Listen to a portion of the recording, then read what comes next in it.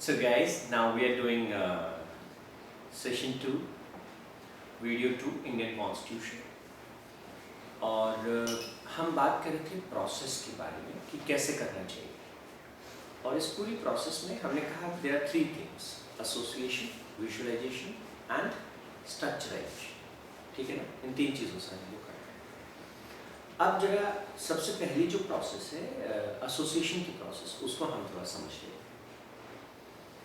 तो जैसे मैंने कहा कि कोई भी इंफॉर्मेशन जो आपके दिमाग में है वो हमेशा पुरानी इंफॉर्मेशन जो पहले से है और जो नई इंफॉर्मेशन, ये आपस में जब जुड़ जाती हैं तो ही आप इसे लंबे समय तक रिकॉल कर पाते हैं।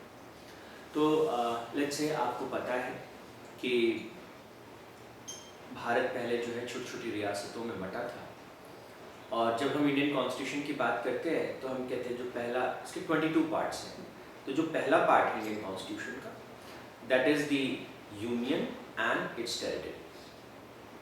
तो यूनियन शब्द से शुरू हो रहा है, तो आप कैसे सोचेंगे?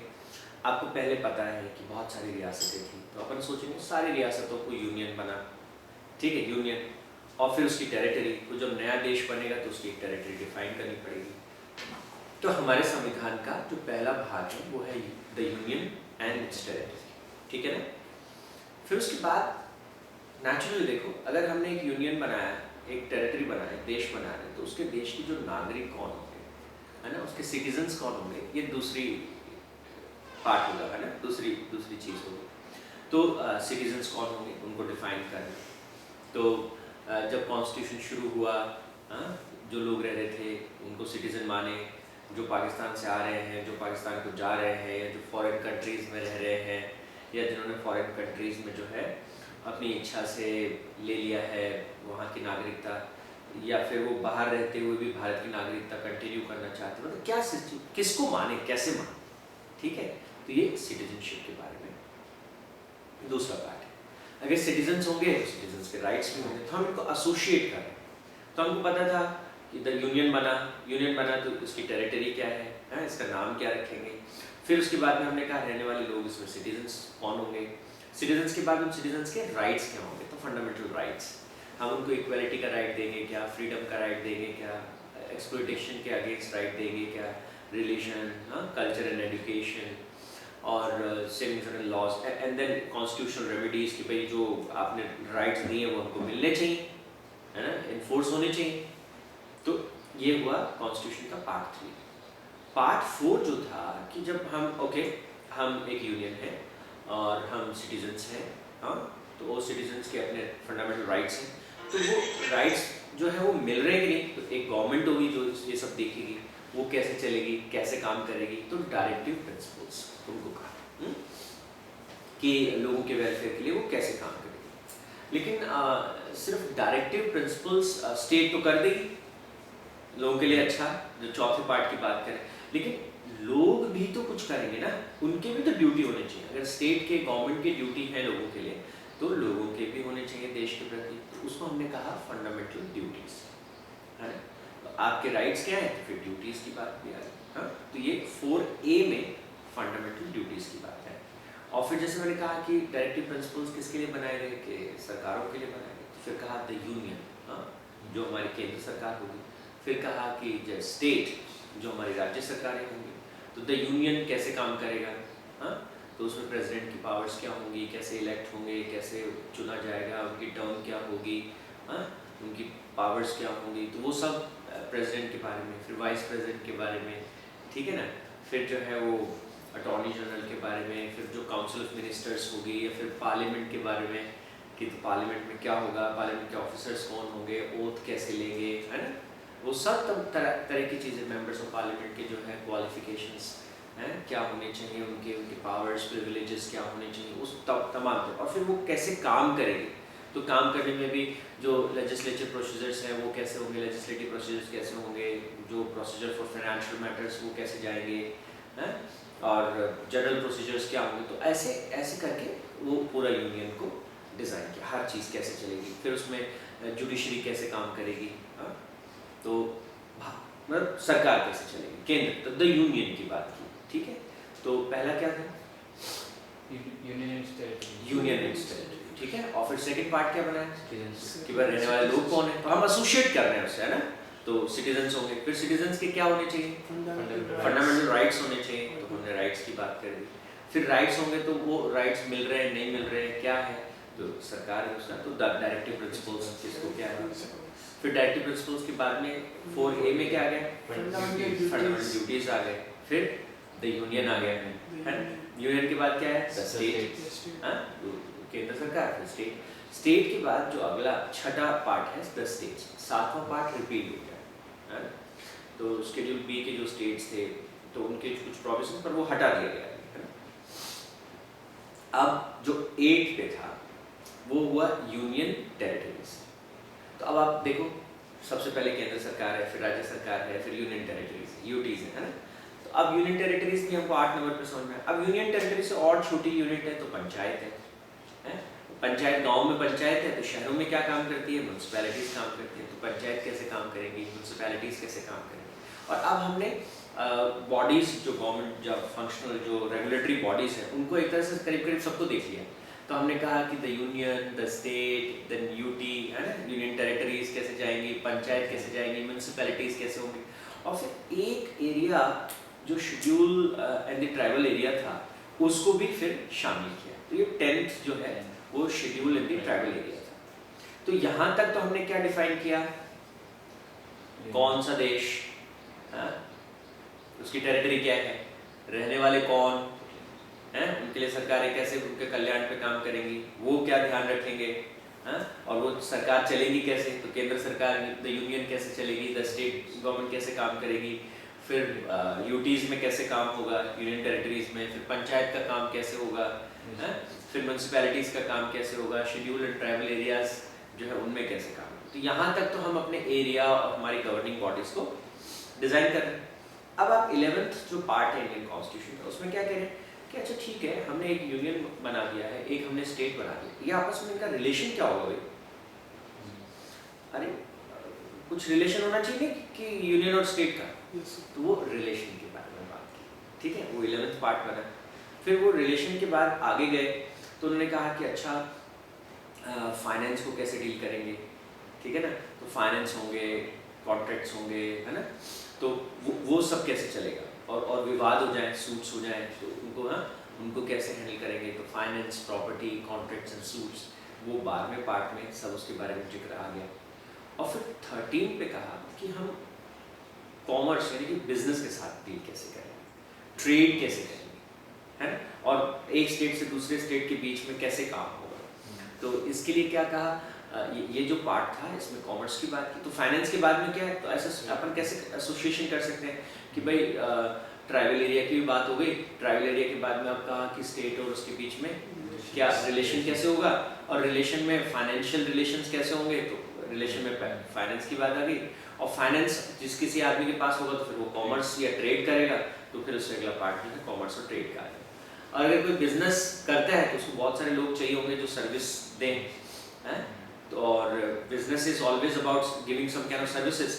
तो उसके बाद अगला सर्विस का चैप्टर आ गया, 14th पार्ट जो है दैट इज अबाउट सर्विस।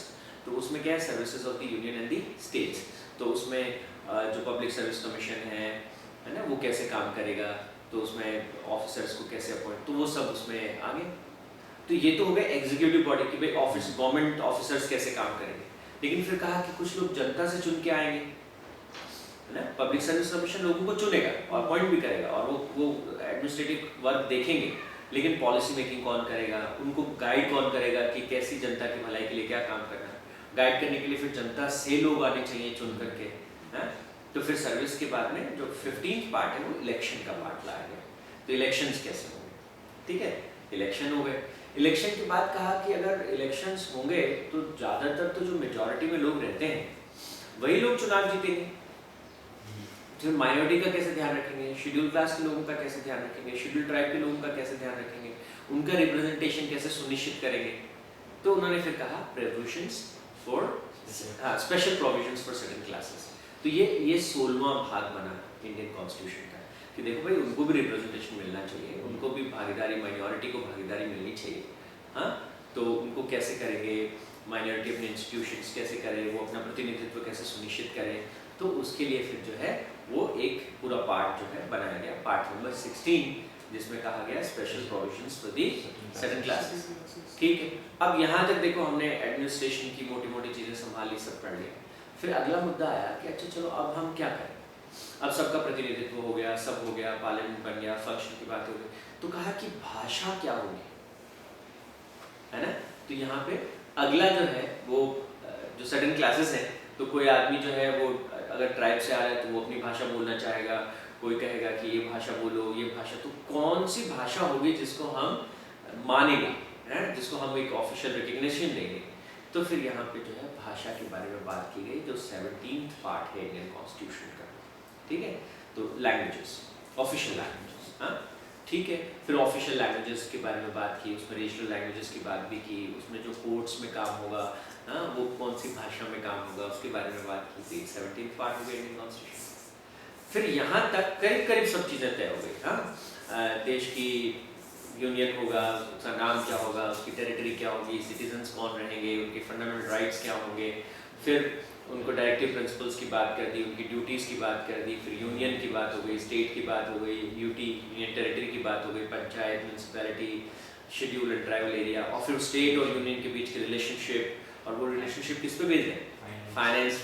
तो हमने लिंक किया था ना उसको फाइनेंस के साथ, तो finance, property, contracts and suits, और फिर फाइनेंस से हमने अगला लिंक किया था ट्रेड और कॉमर्स को, तो commerce, trade and intercourse with in.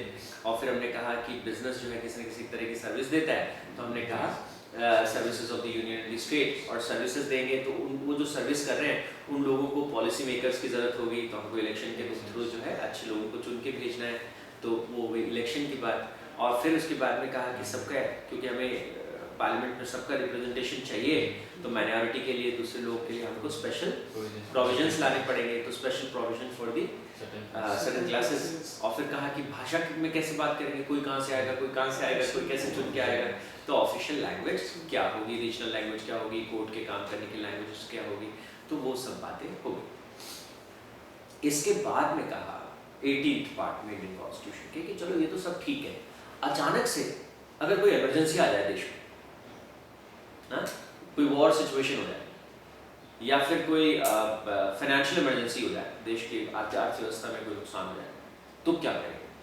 तो फिर जो है लैंग्वेजेस की बात हो गई, हम ऐसे बातें करेंगे, ये बहुत सारे लोग बैठ के बातें कर रहे हैं ऑफिशियल लैंग्वेज, अचानक से कोई इमरजेंसी आ गई ना, how you will address it, है। तो आप कैसे सोच सकते हो, बैठ के सब ऑफिस में बातें कर, अचानक से कोई इमरजेंसी आ गई, now you have to address emergency first. और जब देश में एक आपातकाल आ गया, इमरजेंसी आ गई, तो क्या अब लोगों के फंडामेंटल राइट्स को याद रखें, तो आपातकाल का फंडामेंटल राइट्स पे क्या असर पड़ेगा, पार्ट 18 में ये सब डिजाइन किया। अब पार्ट जो 19 था उसने कहा यार अब ये मोटी मोटी बातें तो सब हो गई, जो बचा खुचा है ना, बचा खुचा क्या होता है जिसको अपन बोलते हैं मिसलेनियस, इधर उधर जो बच गया उसको उठा के 19 में डाल दो, ये बन गया इंडियन कॉन्स्टिट्यूशन। ठीक है, यहाँ तक इंडियन कॉन्स्टिट्यूशन एक तरह से बन गया। फिर मैं कहा लेकिन इसमें एक चीज़ तो छूट गई, कल को इसमें कोई चेंज करना हो, हमने सब डाल दिया, कौन क्या कैसे होगा, 19 आते आते हमने सब डाल दिया। अब एक बड़ा सवाल ये बच गया कि कल को अगर इंडियन कॉन्स्टिट्यूशन में कोई चेंज करना हो तो उसका चेंज का तरीका क्या होगा, तो वो फिर क्या किया, 20th पार्ट में अमेंडमेंट्स को डाल दिया। ठीक है, तो अब लग रहा है कि यहाँ भी खत्म हो जाना चाहिए था इंडियन कॉन्स्टिट्यूशन, लेकिन फिर उन्होंने कहा कि अब एक चीज़ और रह गई, कुछ टेम्परेरी प्रावधान, कुछ टेम्परेरी व्यवस्थाएं। जब भी हम कोई बड़ा काम करते हैं, एक बिल्डिंग ही बनाते हैं, नया बिल्डिंग बना रहे हैं, नए प्लॉट पे बना रहे हैं, तो क्या करना पड़ता है, अब टेम्परेरी यहाँ सीमेंट स्टोर कर लेंगे, एक ऐसे ढांचा बना दो, तो टेम्परेरी व्यवस्थाएं। तो फिर उसमें क्या क्या, temporary, transitional and special provisions, ऐसे करके 21 पार्ट में उनको टेम्परेरी प्रोविजंस को रखा।